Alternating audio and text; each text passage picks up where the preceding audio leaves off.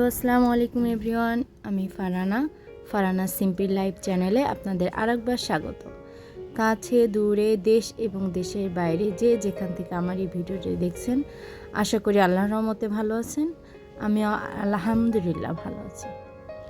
আজকে স্কুল বন্ধ ছিল, তো সকালে নাস্তাটা সেরে নিলাম। নিয়ে আমার আব্বু আসবে আজকে আমাদের বাসায়। আমার বোনের 2টা বাচ্চা, ওদের আসতে বলছি, যেহেতু স্কুল ছুটি, তো এই জন্য চিন্তা করলাম বাচ্চা 2টারে নিয়ে আসি। আব্বু ওদের বাসায় ছিল, অসুস্থ, আসছে আমার বাসায়। তো ওরা আসবে দেখে চিন্তা করলাম ওরা খুব চিকেন ফ্রাই আর রাইস পছন্দ করে, তো আজকে দুপুরে চিকেন ফ্রাই আর রাইস করব।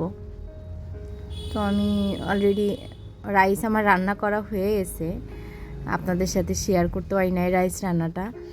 চিকেন ফ্রাই করতেছি আর একটু ভেজিটেবল করছিলাম।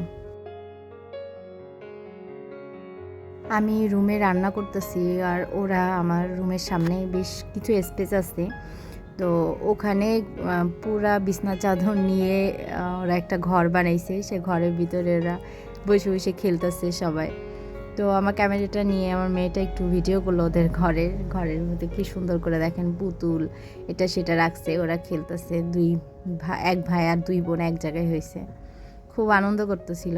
তো এর মধ্যে আমার রান্না শেষ হয়ে গেছিলো। ওরা বলতেছে যে আমরা এখানেই খাবো, তো ওদের জন্যে আমি এখানে খাবার এনে দিছিলাম ওদের 3জনের।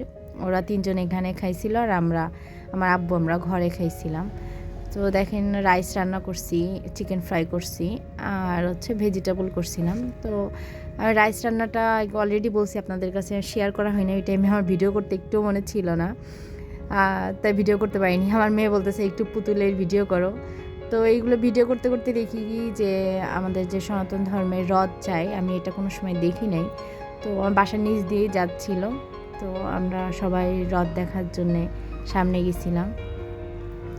এই লাইফে প্রথম আমি দেখতেছি। এমনি রথ হয় এটা জানি, কিন্তু কোনো সময় দেখি নাই, তো ভালোই লাগতেছিল দেখতে।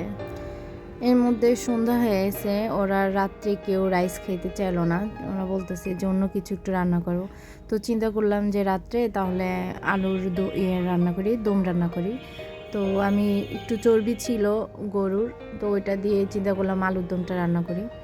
তো আমি আলুর দম রান্না করার জন্য চলে আসলাম।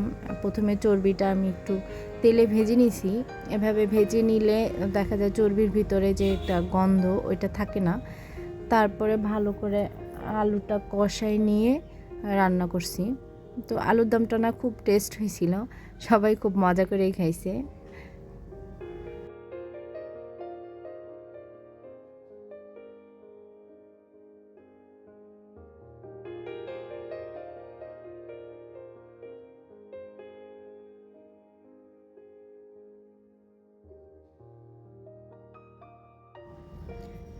যারা আমার এই চ্যানেলে ভিডিওটি এখনও পর্যন্ত কন্টিনিউ করতেছেন তাদেরকে ধন্যবাদ। যারা আমার চ্যানেলে নতুন, আমার চ্যানেলটা এখনও সাবস্ক্রাইব করেনি, তারা অবশ্যই আমার চ্যানেলটিকে সাবস্ক্রাইব করে দেবেন আর পাশে থাকা বেল আইকনটা বাজিয়ে দেবেন, যাতে আমি কোনো ভিডিও ছাড়া মাত্র আপনারা নোটিফিকেশন পেয়ে যান। আর যারা অলরেডি কাজগুলো করে ফেলছেন তাদেরকে তো অসংখ্য ধন্যবাদ। আমার ভিডিওটি যদি আপনাদের কাছে বেশি ভালো লেগে থাকে, তো আপনার আত্মীয় স্বজনের মাঝে একটু শেয়ার করবেন আর একটা লাইক দেবেন। আপনার একটা লাইক আপনার কাছে খুব সামান্য হতে পারে, কিন্তু আমার কাছে অনেক কিছু। আপনার একটা লাইক আমার এই ভিডিওটা আরও 10 জনের কাছে পৌঁছায় দেবে। তো প্লিজ আমার চ্যানেলটা সাবস্ক্রাইব করবেন, একটু লাইক দিয়ে পুরোটা দেখবেন।